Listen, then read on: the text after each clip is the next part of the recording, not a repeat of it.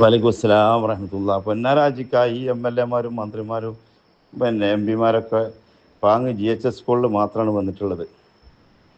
തലേന്ന് രാത്രി 5:30 മണിക്ക് വാൾപ്പാറയിൽ വെച്ചൊരു അപകടം സംഭവിച്ചിട്ട് ആ പരിക്ക് പറ്റിയവരെയും മരിച്ചവരൊക്കെ പാടെ പൊള്ളാച്ചി ഹോസ്പിറ്റലിലും കോയമ്പത്തൂർ മെഡിക്കൽ കോളേജിലൊക്കെ എത്തിച്ചു. കേട്ടോലും ഇവിടുന്ന് മണ്ടി.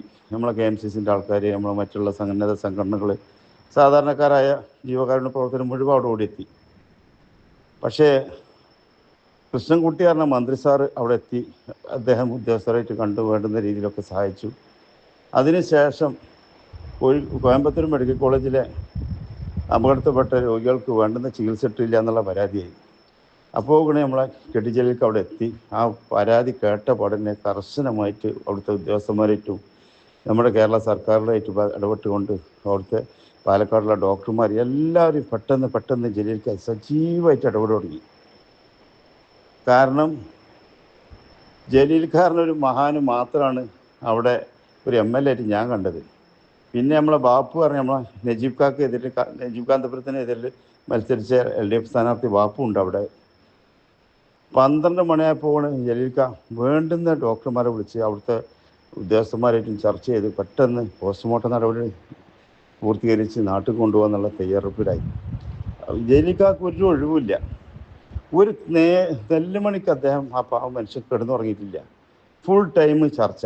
ഉദ്യോഗസ്ഥന്മാരും പോലീസും മറ്റുള്ള ഈ അവിടുത്തെ മരിച്ച കുടുംബങ്ങളെ ആശ്വസിപ്പിച്ചിട്ടും അപ്പോഴും കോയമ്പത്തൂർ മെഡിക്കൽ കോളേജിലെ വിവരങ്ങൾ വീണ്ടും അന്വേഷിച്ചുകൊണ്ടും അതേമാതിരി ഈ അപകടത്തിൽപ്പെട്ട ആൾക്കാരെ കോയമ്പത്തൂർ മെഡിക്കൽ കോളേജിലും പൊള്ളാച്ചിക്കും കൊണ്ടുവന്ന ആംബുലൻസിന് കൈ കൊടുത്തിട്ടില്ല എന്നിട്ട് അത് വിവാദമായി.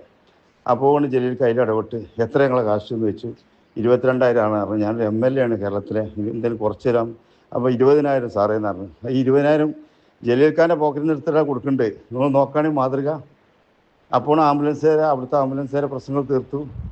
എന്നിട്ട് 12 മണിക്ക് ശേഷം പോസ്റ്റ്മോർട്ടം തുടങ്ങുമ്പോൾ ജലീൽക്ക് അപ്പോഴൊക്കെ ഓരോ തയ്യാറെടുപ്പിനും കുളിപ്പിക്കാനുള്ള സൗകര്യങ്ങൾ അവിടെ അതിനുള്ള സന്നദ്ധ ആൾക്കാർ എത്തിയിട്ടുണ്ട്. അതൊക്കെ ജലീൽക്ക് ചോദിച്ചു. 12 മണിക്ക് ശേഷം 3 മണിയായപ്പോൾ പിന്നെ പോസ്റ്റ്മോർട്ടം ഏകദേശം 3-4 ആൾക്ക് കഴിഞ്ഞു. അത് ആദ്യത്തെ ആംബുലൻസുകൾ കയറ്റി അത് നേരെ കുളിപ്പിക്കാൻ കൊണ്ടുപോയി. പിന്നെ 4 പിന്നെ 1 എല്ലാത്തിനും ഒപ്പം ജലീൽക്കേ അവസാനം ആ മയ്യത്തുകൾ നാട്ടിൽ കൊണ്ടുവരുവോളം ആ വലിയ മനുഷ്യന് കൂടെ നിന്ന് നാട്ടിലെത്തിക്കോളം ആത്മാർത്ഥ പ്രവർത്തിച്ച ഒരു ജനകീയ MLA ആണ്. നിങ്ങളൊന്ന് ആലോചിച്ച് നോക്കുകയാണെങ്കിൽ 140 MLA-മാരിൽ 138 നമ്മൾ കണ്ടില്ല. 20 MP-മാരിൽ ഒരു MP ആ ഭാഗത്ത് പോയില്ല. ഇവിടെ പാങ്ങ് ജീവിച്ച സ്കൂളിൽ വന്നിട്ട് ആ കുടുംബങ്ങളെ ഇതാക്കലും ചാനലിൽ വർത്തമാനം പറയണമെന്നും കാര്യമില്ലല്ലോ.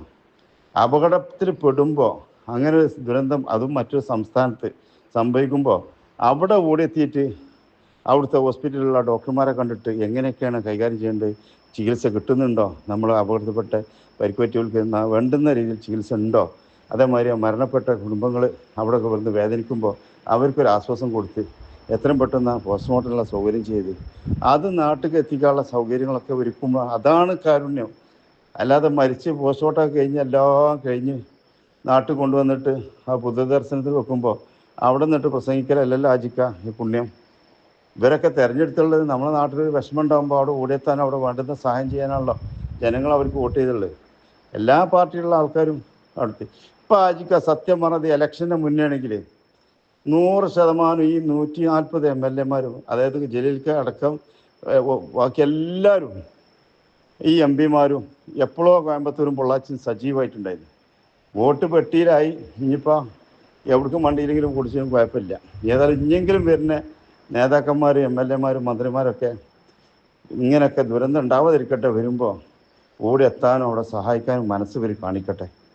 വല്ലാത്തൊരു അനുഭവം തന്നെയാണ്. നമ്മൾ ഇങ്ങനത്തെ ദുരന്തമുള്ള കാണിച്ചു തരായിരിക്കട്ടെ ആജിക്ക. അത്രയും സങ്കടമുണ്ട്. അതുമാതിരി നമ്മളെ TK റഷീദ് അലിക്ക, നമ്മളെ KMCC-ൻ്റെ പ്രവർത്തകർ, മറ്റുള്ള സന്നദ്ധ സംഘടനകൾ, മാഷുമാർ, പിന്നെ ഇവരൊക്കെ അവിടെ സജീവമായിരുന്നു. പോലീസ് ഉദ്യോഗസ്ഥന്മാർ വളരെ ആത്മാർത്ഥമായിട്ട് നന്നായി ആത്മാർത്ഥമായി പ്രവർത്തിച്ചവരൊക്കെ തമിഴ്നാട് സർക്കാരിൻ്റെ ഭാഗത്ത് നിന്ന് ആംബുലൻസൊക്കെ സൗജന്യമായിട്ട് നമ്മളെ ബോഡി വിട്ടുകൊണ്ടുവരാനും ഒക്കെ. അപ്പോൾ അതൊക്കെ മാതൃകയാണ്. അതൊന്നും നമുക്ക് അജ്ജയെന്ന് പറയാൻ കഴിയില്ല. ഇവിടെ ഇപ്പോൾ സത്യം പറഞ്ഞാൽ ഭരണം ഇപ്പോൾ കിട്ടുമോ, ആർക്ക് കിട്ടുക, ആരാ മുഖ്യമന്ത്രി, ആരാ പ്രതിപക്ഷ നേതാവ്, ആരാ കുപ്പായിടുക എന്നുള്ള ചിന്തയിലാണ് ഇവർ. അല്ല, ഇവർക്ക് ദുരന്തത്തിൽപ്പെട്ട പോലെ ചേർത്ത് പിടിച്ചാലുള്ള മനസ്സുണ്ടെങ്കിൽ പോലും എപ്പോഴും അവിടെ ഓടിയെത്തിയെന്ന് ആജിക്ക.